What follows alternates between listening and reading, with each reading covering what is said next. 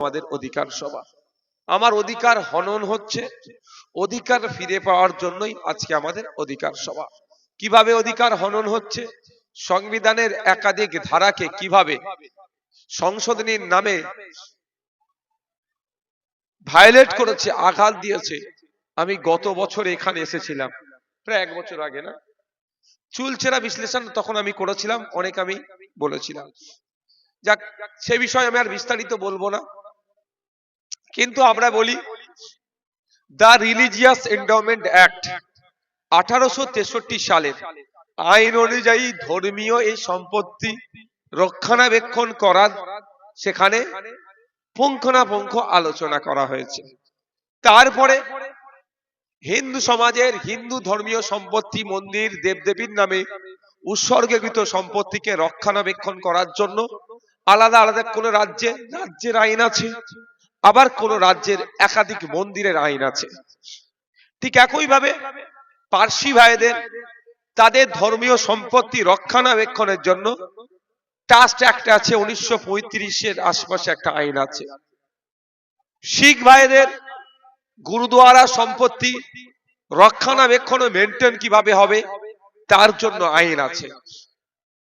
মুসলিম সমাজের মানুষের ওয়াকফ সম্পত্তি, ধর্মীয় সম্পত্তি কিভাবে রক্ষণাবেক্ষণ হবে, কিভাবে দেখভাল হবে, কারা দেখভাল করবে, তার জন্য আইন আছে। সে আইনটার নাম ওয়াকফ অ্যাক্ট। তো মোদী সরকারের বন্ধুদের কথায় খুব উঠা বসা করে। মোদী সরকার যেটা চলছে দেশের, সে সরকারের পলিসিকে তোয়াক্কা করে বন্ধুরা যেটা বলবে সেটা কি তারা মান্যতা দেয়। যেমন কদিন আগে দেখছিলেন না, বিখ্যাত একটা পর্বত, ঐতিহাসিক পর্বত আরা ভ্যালি বা আরা পর্বত, সেই পর্বতটাকেও ধ্বংস করার জন্য চক্রান্ত করেছিল। কেন ধ্বংস করার চক্রান্ত করেছিল? ওখানে মাইনিং করার জন্য প্ল্যান করেছিল।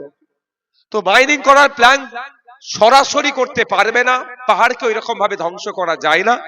সেই জন্য মোদী বাবু পাহাড়ের ডেফিনেশন, পাহাড়ের সংজ্ঞাটাকেই পরিবর্তন করতে চেয়েছিল। 90 মিটারের নিচে যেগুলো, ওপরে যেগুলো থাকবে সেইগুলোকে পাহাড় হিসাবে ধরা হবে, এই বলে পাহাড়ের সংজ্ঞা চেঞ্জ করে দিতে চেয়েছিল। কিন্তু ওই আরা পর্বত, আরা ভ্যালি যদি ধ্বংস হয়ে যায়, গুজরাট ইফেক্টেড হবে, রাজস্থান হবে, দিল্লি হবে, উত্তরাখণ্ড হবে, ভারতবর্ষের বেশ কয়েকটি রাজ্য ক্ষতিগ্রস্ত হবে। রাজ্য ক্ষতিগ্রস্ত হয় হোক, মোদী বাবুর বন্ধু বলেছে তার কথা তো শুনতেই হবে, আইনের পরিবর্তন আনার করার চেষ্টা করেছিল। কিন্তু জনগণ যেভাবে রাস্তায় নেমেছিল, মোদী বাবু বা সুপ্রিম কোর্টের মাধ্যমে সুমোটোতে পিছু হাঁটতে বাধ্য হয়েছে। কিন্তু আমি আপনাদের বলার বক্তব্য এটাই, আরা ভ্যালির কেন উদাহরণ দিলাম, পাহাড়ের সংজ্ঞা, পর্বতের সংজ্ঞা চেঞ্জ করে দিল কার জন্য? মোদীর বন্ধুর জন্য। মোদীর বন্ধুদের এখন বিভিন্ন শহরের ভালো ভালো সম্পত্তি গুলোতে নজরে পড়েছে। যে দেখো, যে কটা ভারতবর্ষের পুরাতন শহর আছে, প্রত্যেকটা শহরের 10টা করে যদি ভ্যালুয়েবল প্রপার্টি দেখেন, তার মধ্যে 3 থেকে 4টে ওয়াকফ প্রপার্টি আছে। হয় কবরস্থান, ঈদগাহ, মসজিদ, মাকবারা, এই ধরনের সম্পত্তি, ওয়াকফ সম্পত্তি আপনি প্রত্যেকটা যত পুরাতন শহর আছে সেখানে পাবেন। যেমন কলকাতার কথা বলছি, কলকাতায় যে শহরটি আছে দেখেছেন আপনি, ধর্মতলা থেকে শুরু করে ওই দিকে যতদূর এগিয়ে যাবেন, যতদূর না কলকাতা শহর শেষ হচ্ছে, ওয়াকফ সম্পত্তি আপনি শেষ হবে না। 2200 বিঘার উপরে কলকাতায় ওয়াকফ সম্পত্তি আছে। ওই 2200 বিঘা সম্পত্তি মানে যেখানে 1 কাঠা সম্পত্তির দাম 4 থেকে 5 কোটি টাকা, কোন জায়গায় 10 কোটি টাকা দিলেও জায়গা পাওয়া যায় না। এই ধরনের ওয়াকফ প্রপার্টি কলকাতায় 2200 বিঘা আছে।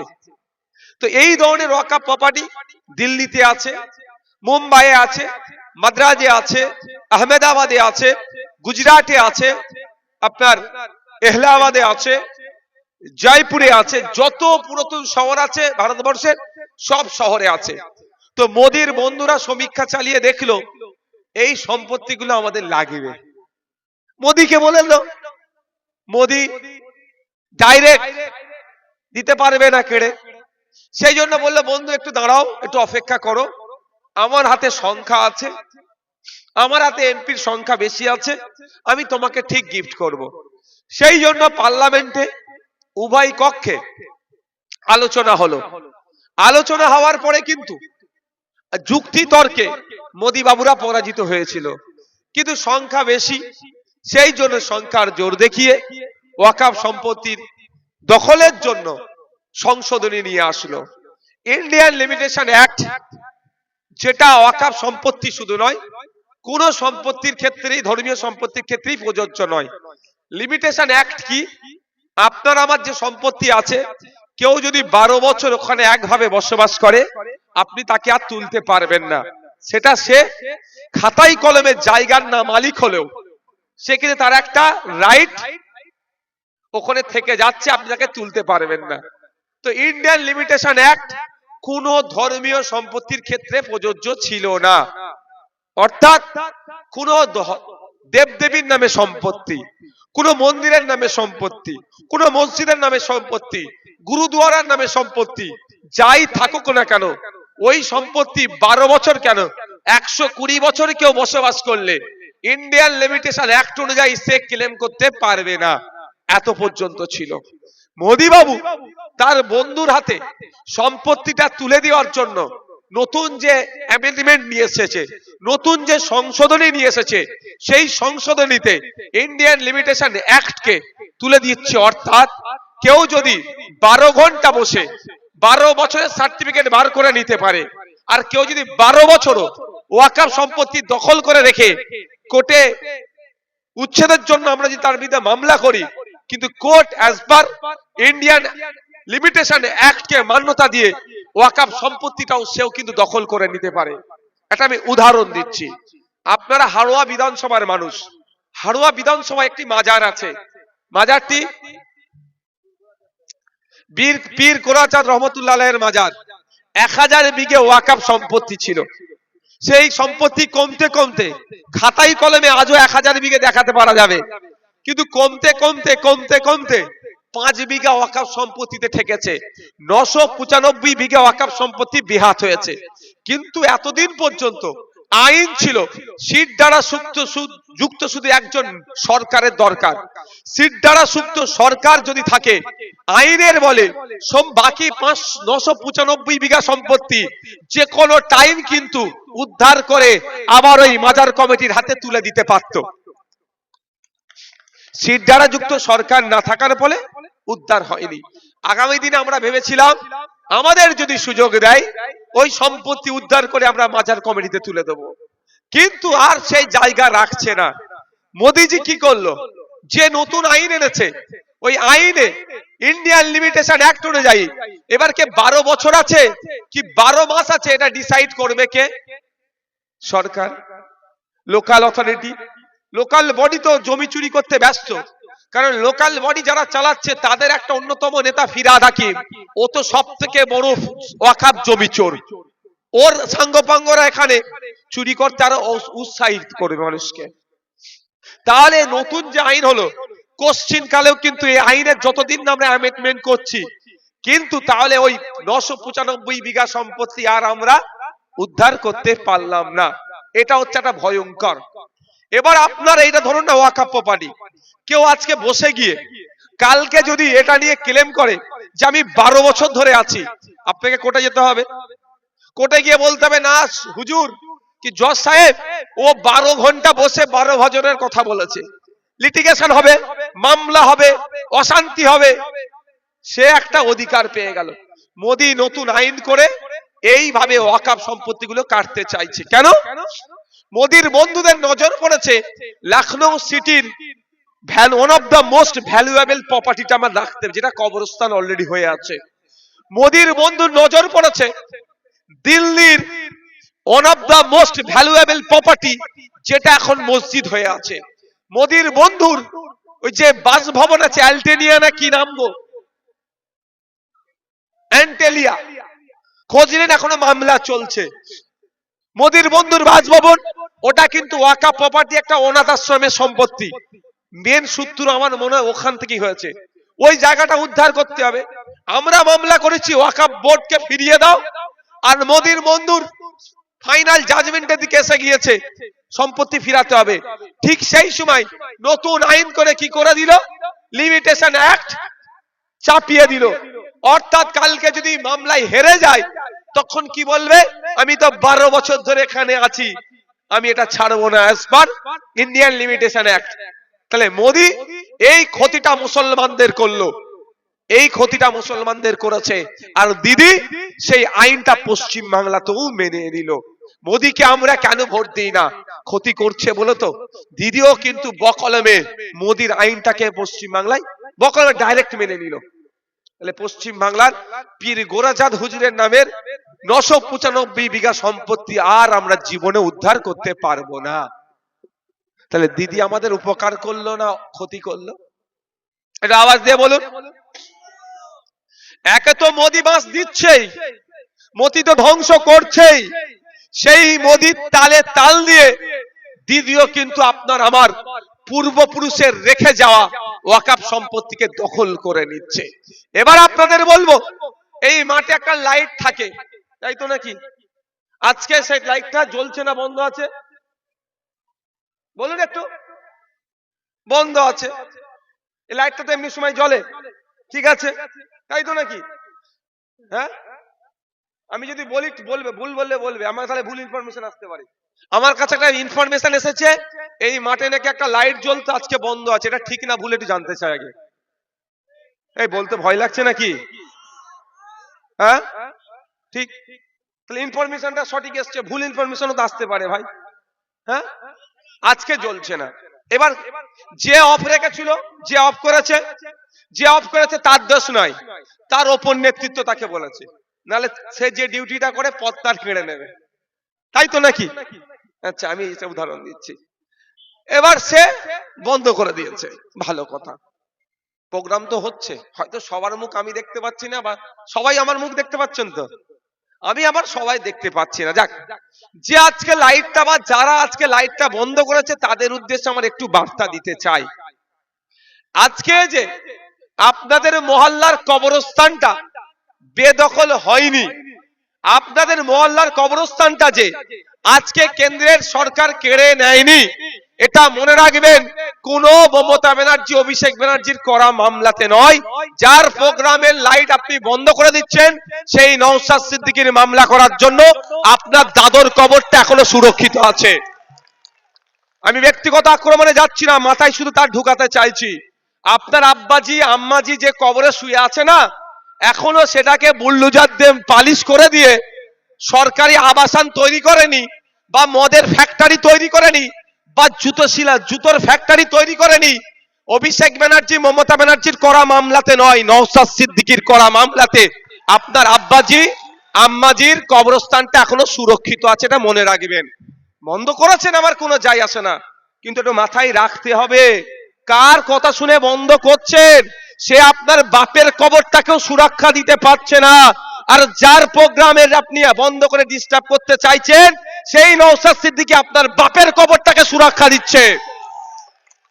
গায়ে লাগতে পারে, কিচ্ছু করার নেই, কিচ্ছু করার নেই। আমি বলবো ভাই, আমি ভাষা খারাপ করি না, যুক্তি তর্ক দিয়ে যদি আমার কথাকে কেউ কেটে দিতে পারে আমি মেনে নেব।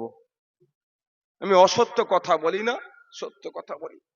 যে আইনটা মোদি নিয়ে এসে আপনার আমার পূর্বপুরুষের কবরটাকে দখল করার চেষ্টা করছে, মমতা ব্যানার্জির উচিত ছিল, অভিষেক ব্যানার্জির উচিত ছিল, একদিকে যেমন এই পিসি ভাইপো মিলে চারি জায়গায় মন্দির করে বেড়াচ্ছে, সরকারের কাজ মন্দির মসজিদ তৈরি করা নয়, তারপরেও তিনি র্যান্ডমলি মন্দির করে বেড়াচ্ছেন।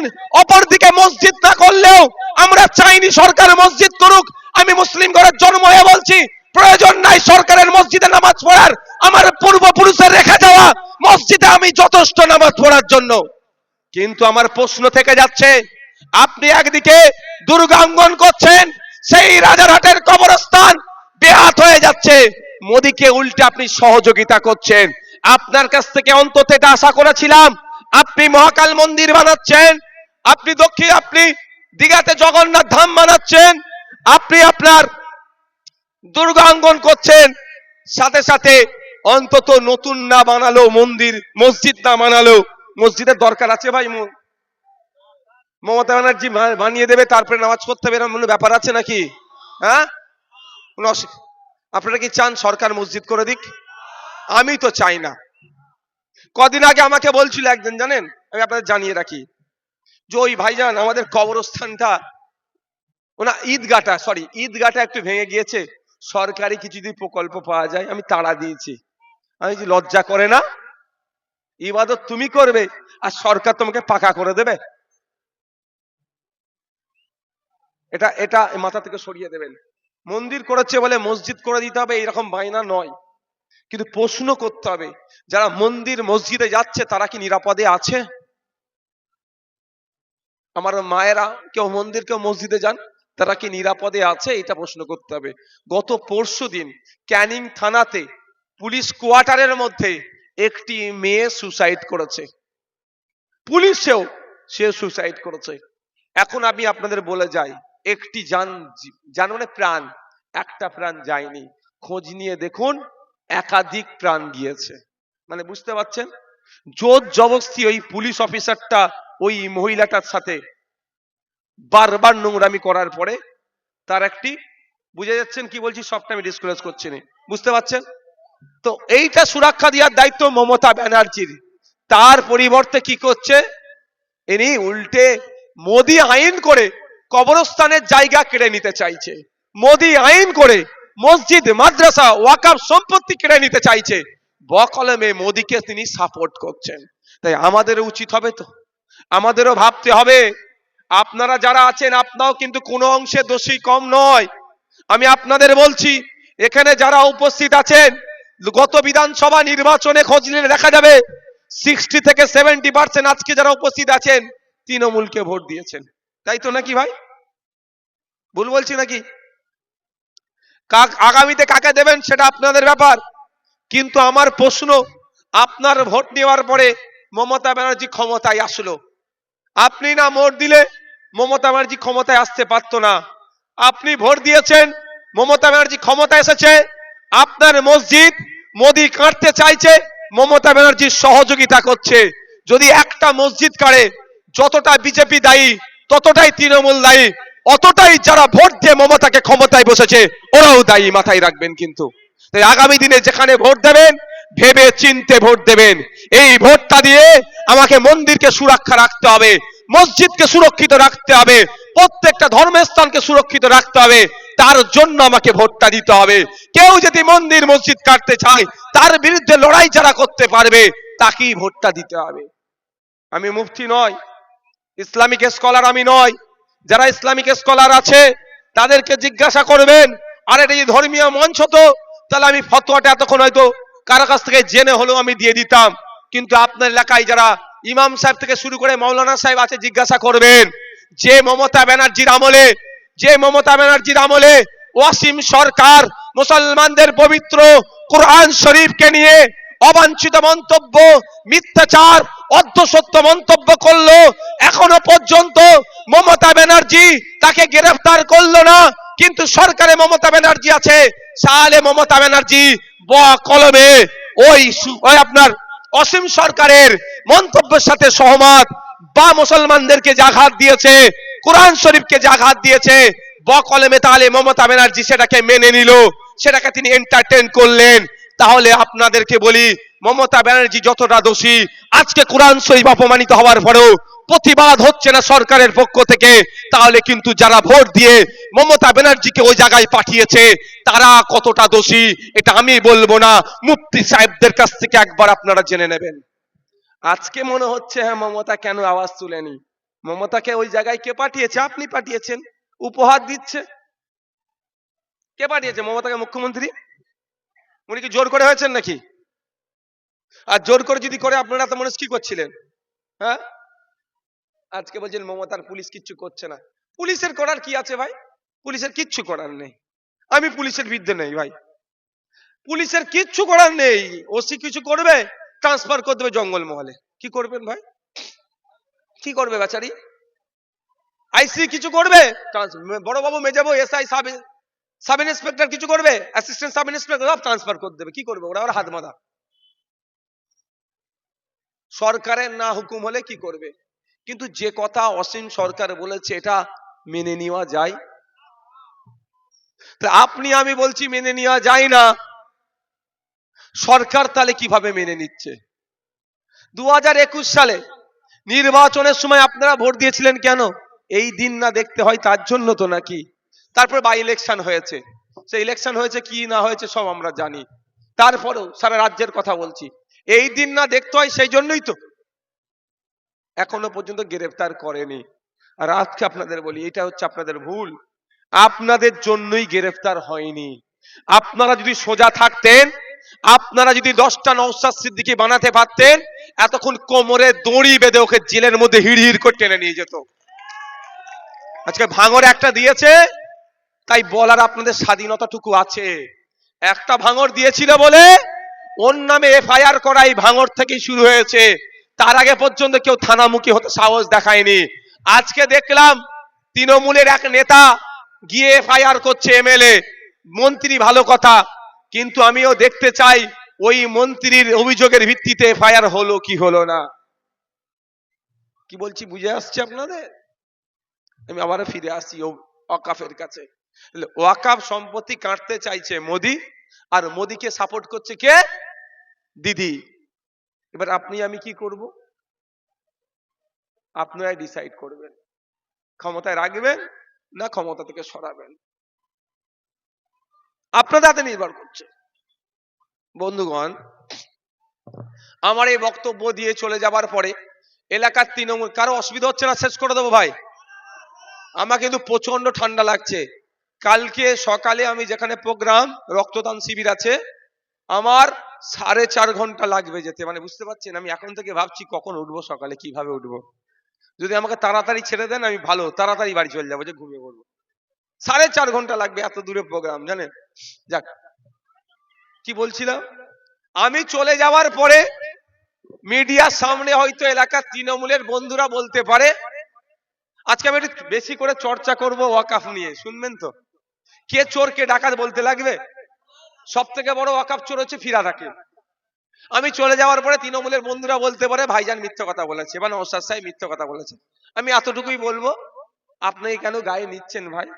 আপনাকে তো আমি বলিনি, বলেছি ফিরহাদ হাকিমকে, কলকাতার মেয়রকে, এত বড় বড় পোস্ট, তাকে বলুন না আমার নামে একটা মামলা করতে। আপনি কেন গায়ে গায়ে নেবেন? আমি কি বলে যাচ্ছি এই গলাসিয়ার বুথের তৃণমূলের অমুক নেতাটা ওয়াকাফ চোর? একবারে বলিনি তো, তাহলে আপনি গায়ে নেবেন না? আমি কি বলেছি? পশ্চিম বাংলার বিধানসভার একজন মন্ত্রী, কলকাতার একজন মেয়র ফিরহাদ হাকিম পশ্চিম বাংলার সব থেকে বড় ওয়াকাফ চোর। আমি যদি ভুল বলি, ফিরহাদ হাকিম সাহেব কোর্টে যাক, আমার বিরুদ্ধে মানহানির মামলা করুক। আমি তো চাইছি, বারবার ওই জন্য চোর বলছি, যদি 6 মাস 8 মাস আমাকে জেল খাটতে হয়, 6 মাস 8 মাস আমি জেল খাটবো। হাজার হাজার কোটি টাকার এই সুবাদে, আমার 6 মাস জেল খাটার সুবাদে, 6 বছর জেল খাটার সুবাদে হাজার হাজার কোটি টাকার ওয়াকাফ সম্পত্তির চোখ খুলে যাবে। কেন বলুন তো? আমি ভাই প্রস্তুত আছি, 6 মাস 6 বছর জেল খেটে নেবো। 1000 2000 নয়, হাজার হাজার কোটি টাকার সম্পত্তি আজকে লুট হয়ে গেছে। ফিরহাদ হাকিম সাহেব কোর্টকে গিয়ে কি বলবে? বললে কি বলবে? এই নওশাদ সিদ্দিকী আমার নামে মিথ্যাচার করছে। ঠিক আমার নামে যেমন নোটোরিয়াস ক্রিমিনাল বলেছে আমি 30 কোটি টাকা নিয়েছি, আমি কোর্টকে গিয়ে বলেছি মিথ্যাচার করছে, প্রমাণ দাও। প্রমাণ না করতে পারলে বেটার আইনের মাধ্যমে বুঝবে। ঠিক আমার নামেও যে বলবে আমি কোথায় ওয়াকাফ নিয়েছি, ওকে প্রমাণ দিতে বলো। আমি তো এটাই খুঁজছি, একবার আমার কাছে নোটিশ আসুক। কেন বলুন তো? আমি কোর্টে গিয়ে সারেন্ডার হয়ে যাব, হাত তুলে দেবো, বলবে এই এই জায়গাটা শুনেছিলাম, এই মার্বেল গোডাউনটা এটা এটা ওয়াকাফের, উনি দখল করে রেখেছেন। ওটা তো ওয়াকাফের, আমি ভালো করে জানি উনি দখল করেছেন। উনি কোর্টকে বলবেন আমি দখল করিনি, আমার উকিল দিয়ে কোর্টকে বলবো ঠিক আছে ঠিক আছে, দখল উনি করেননি, উদ্ধার আপনি অনুমতি দেন, আর নওশাদ সিদ্দিকী মিথ্যাচার বলে চোখে জেলে ভরে দেন। আমি আপনার ওয়াকাফের জন্য জেল খাটতেও রাজি আছি ভাই। বুঝতে পেরেছেন কেন আমার বিরুদ্ধে মামলা করেনি? ভালো করে জানে নওশাদ সিদ্দিকী, ভালো করে জানে যে এত বারবার আমাকে চোর চোর চোর চোর করছে কেন।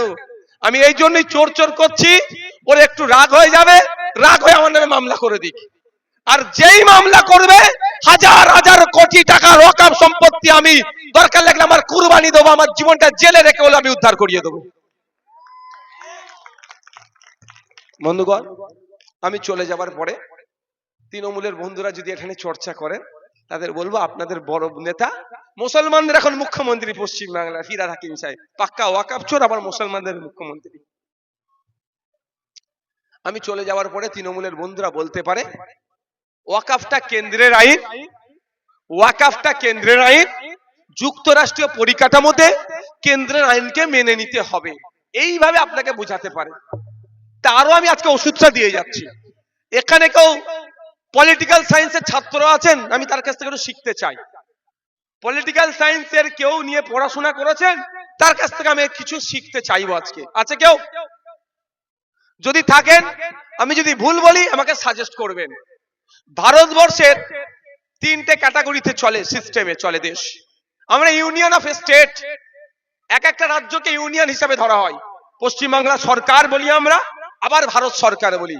ত্রিপুরা সরকার বলি, আবার ভারত সরকার বলি। কেন? ত্রিপুরা একটা সরকার, ভারত একটা সরকার। এই রকম অঙ্গরাজ্য এক একটা সরকার, মাথায় আবার একটা সরকার। এই সরকারের তিনটে লেয়ারে কাজ চলে, 1 2 3। ফার্স্ট লেয়ার ইন্ডিয়ান রেল, কোন রাজ্য সরকার কন্ট্রোল করে এটাকে? কেন্দ্র সরকার কন্ট্রোল করে। ইন্ডিয়ান আর্মি ডিফেন্স কে কন্ট্রোল করে? সরাসরি কেন্দ্র, কোন রাজ্যকে মাথা মারতে দেয়নি। এবার আসা যাক ফার্স্ট লেয়ার। সেকেন্ড লেয়ার হচ্ছে কিছু বিষয় আছে রাজ্য কেন্দ্র একসাথে যৌথ লিস্ট বলে চলে, যেমন এডুকেশন, শিক্ষা বিষয়টা রাজ্য একা চাইলে করতে পারবে না, কেন্দ্র রাজ্য মিলে শিক্ষা ব্যবস্থাটা চালায়। আবার কিছু বিষয় আছে সেখানে কেন্দ্র মাথা মারতে পারবে না, সরাসরি রাজ্যের হাতে ক্ষমতা। যেমন ইন্ডিয়ান আর্মিতে কি হবে? রাজ্য মাথা মারতে পারবে না। ঠিক আপনার জমির পলিসি কি হবে? কেন্দ্র মাথা মারতে পারবে না। ওয়াকফ সম্পত্তিটা কি ভাই? জমি তো। কার হাতে ক্ষমতা বলুন? সরাসরি রাজ্যের। তাহলে রাজ্যের হাতে ক্ষমতা, নতুন আইন করে এই ক্ষমতাটা কেন্দ্রীয় ভাবে কেন্দ্রের মিনিস্ট্রি নিতে চাইছে। সংবিধানের পরিপন্থী তো ভাই। চোরেদেরকে বাঁচানোর জন্য ইডি সিবিআই না তদন্ত করে, বাঁচানোর জন্য উনি সুপ্রিম কোর্টে ছুটে চলে যাচ্ছেন, হাজার হাজার কোটি টাকা খরচ করছে।